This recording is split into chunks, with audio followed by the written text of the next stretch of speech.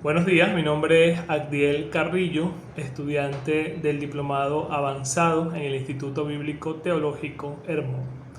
El día de hoy vamos a estar comentando sobre dos de los profetas conocidos como profetas menores, que pertenecen a este grupo de profetas llamados menores dentro del Antiguo Testamento, de lo cual debemos recalcar que se llaman menores no porque sea de menos importancia lo que ellos escribieron, sino porque sus profecías fueron menos extensas que la de los profetas considerados mayores.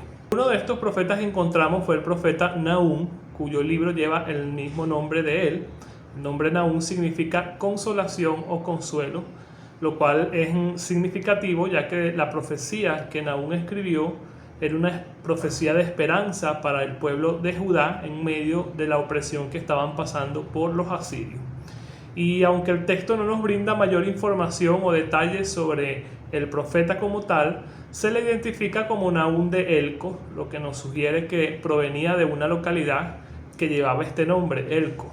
Sin embargo, la ubicación exacta no ha sido confirmada con certeza, ya que muchos comentaristas concluyen de que no hay datos suficientes para situarlo en una región específica de Judá. En cuanto a la autoría de este libro, pues como ya lo dijimos, tradicionalmente se atribuye el libro al profeta Nahum mismo, quien habría recibido esta revelación divina y la comunicó al pueblo. No existen evidencias internas o externas que contradigan esta atribución, por lo que es la postura que más se mantiene y es más aceptada dentro de la interpretación conservadora. Nahum se presenta como un profeta que habla con autoridad divina, proclamando la justicia de Dios frente a la maldad de las naciones, específicamente en este caso en contra de Nínive, que era la capital del imperio asirio. Respecto a la fecha de la escritura, al igual que otros libros de la Biblia, no podemos dar una fecha exacta. Sin embargo, la fecha aproximada que dan algunos autores y que concluyen algunos autores es entre el 663 a.C. y el 612 a.C. Esta datación se basa en dos eventos históricos claves que se mencionan de manera implícita en el texto. Uno es la caída de Tebas, no Amón, en Egipto, que ocurrió alrededor, según los datos históricos, del 663 a.C. Y por otra parte, la caída de Nínive, que tuvo lugar en el año 612 a.C. Por lo tanto, es probable que Nahum profetizara en algún momento entre estos dos acontecimientos, posiblemente durante el reinado del rey Josías de Judá, en un periodo de relativa reforma espiritual, pero aún bajo la sombra de la amenaza asiria. El contexto histórico del libro está profundamente marcado por la dominación del imperio asirio, conocido por su crueldad, violencia y prácticas opresivas. Nínive, su capital, era el símbolo del poder, de la arrogancia y de la maldad. Y aunque en tiempos anteriores, bajo la predicación del profeta Jonás, que es otro de los profetas que ya estudiamos, la ciudad se había arrepentido, pero ese arrepentimiento no duró mucho y con el paso del tiempo volvieron a sus prácticas perversas. Por eso Nahum profetiza la destrucción definitiva de Nínive como acto de justicia divina, mostrando que Dios no pasa por alto el pecado de las naciones. En el aspecto cultural, el libro refleja un mundo antiguo marcado por conflictos bélicos, habían guerras, confrontaciones, imperios expansionistas y una cosmovisión donde los dioses eran considerados responsables de los destinos de las naciones, al igual de que muchas otras naciones eran idólatras 100%. Sin embargo, Nahum presenta a Jehová como el Dios soberano sobre la tierra, no limitado a Israel, sino que gobernaba sobre todas las naciones. De esta manera lo presentan aún poniendo por debajo a todos esos dioses en los cuales ellos creían y diciéndole a estas personas que Jehová gobierna sobre todas las naciones. Se destaca la justicia divina, pero también su paciencia, como lo expresa Nahum 1.3, donde dice: Jehová es tardo para la ira y grande en poder, y no tendrá por inocente al culpable. En cuanto a la estructura de este libro, puede dividirse en tres capítulos claramente definidos. El capítulo 1 presenta un himno que describe el carácter de Dios, resaltando su justicia, su poder y su rol como refugio para los que confían en él. En el capítulo 2 describe de manera vívida y poética la caída de Nínive, utilizando imágenes de batalla, caos y destrucción. Y finalmente el capítulo 3 expone las razones de este juicio contra Nínive, señalando sus pecados, como la violencia, la idolatría y la corrupción, y reafirma la inevitabilidad de su ruina. El tema central, por lo tanto, de Nahum es la justicia de Dios manifestada en el juicio contra el mal, específicamente contra Nínive. Y el consuelo para el pueblo de Dios, a través de esta profecía, se enseña que Dios es paciente, pero también Dios es justo. Él no permite que la maldad quede sin castigo. Para Judá este mensaje era una fuente de esperanza, ya que anunciaba el fin de la opresión y la restauración de la paz. En términos teológicos, el libro resalta la soberanía de Dios sobre las naciones, su justicia inquebrantable y su cuidado por su pueblo fiel.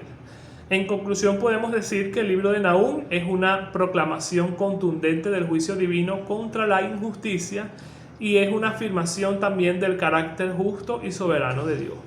Y aunque su mensaje es severo hacia Nínive, también es profundamente esperanzador para el pueblo de Dios, recordando que el Señor es refugio seguro en tiempos de angustia y que en su tiempo perfecto Él hará justicia sobre la tierra. Por otra parte, nos encontramos con otro profeta, que es el profeta Habacuc. El libro del profeta Habacuc es una de las obras más profundas y reflexivas de los llamados profetas menores del Antiguo Testamento. Y a diferencia de otros profetas, Habacuc no se dirige principalmente al pueblo con denuncias directas, como lo vemos en otros profetas que directamente denuncian un punto específico, sino que establece un diálogo, un diálogo honesto con Dios, planteando preguntas sobre la justicia divina. El nombre de Habacuc puede significar abrazo o el que se aferra, lo cual refleja bien el contenido del libro. Un hombre que lucha con sus dudas, pero se aferra a Dios en medio de la incertidumbre. En cuanto a la autoría, el libro es atribuido tradicionalmente al profeta Habacuc, de quien recibe su nombre, quien se identifica en el encabezado del texto en Habacuc 1:1. Aunque no se tienen muchos datos biográficos sobre él, el contenido del libro revela a un hombre sensible a la injusticia, con una profunda vida espiritual y una relación cercana con Dios. Algunos estudiosos sugieren, por el estilo literario del capítulo 3, que Habacuc pudo haber tenido una función relacionada con la música o el culto en el templo, aunque esto no puede afirmarse con total certeza. Respecto a la fecha de la escritura, el libro se sitúa generalmente entre los años 609 y 597 a.C. aproximadamente, en un periodo crítico de la historia de Judá. Este fue un tiempo posterior a la muerte del rey Josías, cuando la nación experimentó un rápido deterioro moral y espiritual.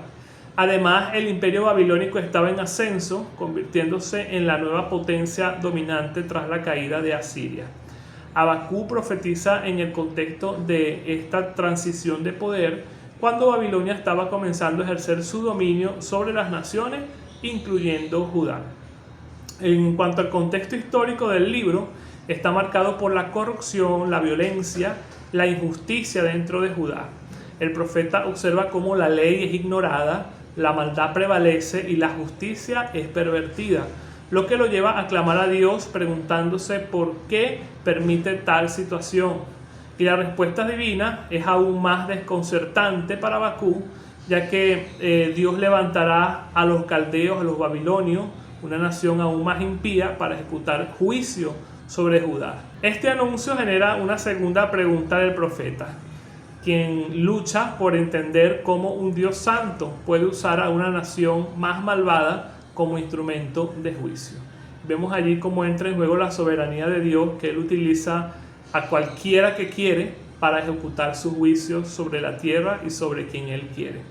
En el aspecto cultural, el libro refleja un mundo antiguo donde los imperios se levantaban y caían con gran violencia, y donde las naciones interpretaban estos acontecimientos como acciones de sus dioses. Sin embargo, Habacuc presenta a Jehová como el Dios soberano que gobierna la historia, incluso utilizando a naciones paganas para cumplir sus propósitos. Vemos acá en este punto una similitud con el mensaje que transmitió también el profeta Nahum. El libro también muestra una transición importante en la fe bíblica, de una fe basada en circunstancias visibles a una fe basada en la confianza en el carácter de Dios, aun cuando sus caminos no se comprenden completamente. En cuanto a la estructura del libro de Habacuc, se puede dividir en tres partes principales. En el capítulo 1 y 2 se basa o se desarrolla un diálogo entre el profeta y Dios. En el capítulo 1, Habacuc presenta su primera queja sobre la injusticia en Judá y Dios responde anunciando el juicio por medio de Babilonia. Luego el profeta presenta su segunda queja, cuestionando la justicia de este método.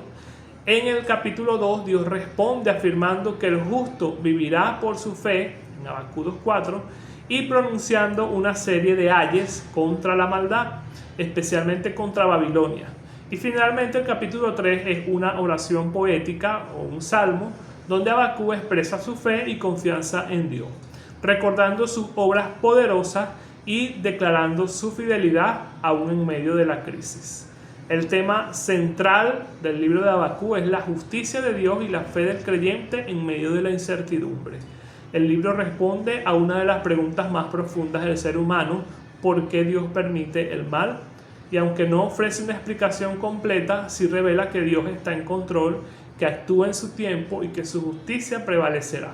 La declaración clave, el justo vivirá por la fe, resalta que la vida del creyente debe sustentarse en la confianza en Dios, más allá de lo que pueda ver o entender.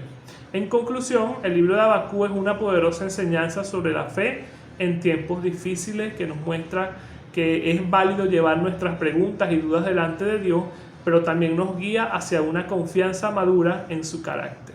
A través del proceso del profeta pasamos de la queja a la adoración, culminando en una de las declaraciones de fe más sublimes que podemos encontrar en la Biblia: aunque todo falte, el creyente puede gozarse en el Señor. Este libro sigue siendo de profunda relevancia para nosotros, ya que nos enseña a vivir por fe en un mundo lleno de incertidumbre y confiando en que Dios sigue siendo justo, soberano y fiel. Muchas gracias por su atención.